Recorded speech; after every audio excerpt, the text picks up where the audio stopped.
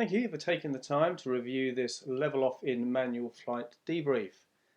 To guide us, we'll be using the knowledge, skills and attitudes competency matrix, which you should all be familiar with. The competencies I'll focus on are manual aircraft control, communication, workload management, situational awareness and knowledge. Let's start with manual aircraft control, and first on the list, anticipation. We're going to use 10% of the vertical speed as the point at which you commence the level off. Next, we concentrate on attitude, thrust and speed, more anticipation here. Know the pitch attitude required and set it along with the corresponding thrust setting.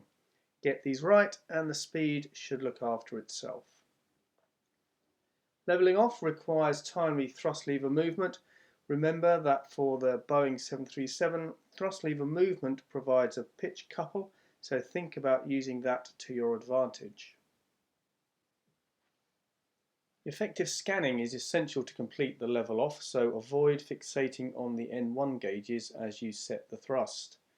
Instead, closely monitor the pitch attitude as part of your selective radial scan, which means prioritizing attitude, vertical speed and speed. Let's break that down a little bit more. We use the attitude indicator as the primary focus, incorporating airspeed during the initial stage of the climb. Within 1,000 feet of the assigned altitude or flight level, add the altimeter and vertical speed indicator in anticipation of the level off, using vertical speed as the guide, 10%, to commence the process. Finally, during level off, pitch attitude and airspeed are key to a successful outcome. Ensure the aircraft is then perfectly trimmed in pitch and is on a stable flight path prior to considering any secondary tasks. This will avoid deviation from the recently captured altitude.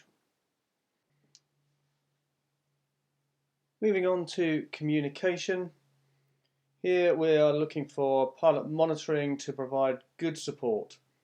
Calls such as level off, pitch, thrust and vertical speed are helpful to pilot flying. To do this, pilot monitoring needs to have an effective selective radial scan and their own mental model. Next up we have workload management, and here nothing is more important than the change in flight path, so prioritize it. That means within 1,000 feet, pilot flying and pilot monitoring need to concentrate on the manoeuvre through to its completion. Secondary tasks can wait. Finally, as pilot monitoring, offer assistance, which links back to communication. Here we need to offer assistance in a clear, concise and timely manner. Next we have situational awareness. Know what the aircraft is doing and when it is not doing what you want. This again requires an effective scan and good monitoring from both pilot flying and pilot monitoring. You can increase situational awareness by using the next event tool to plan ahead. Finally, let's take a look at knowledge.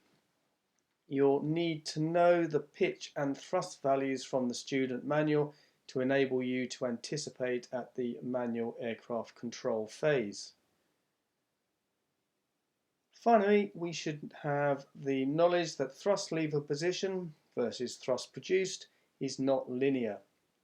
That is, for lower thrust settings, the thrust lever movement is greater for the same thrust change at higher thrust settings. In practice, this means that to level off from climb thrust to 210 green dot or up speed requires a significant thrust lever movement.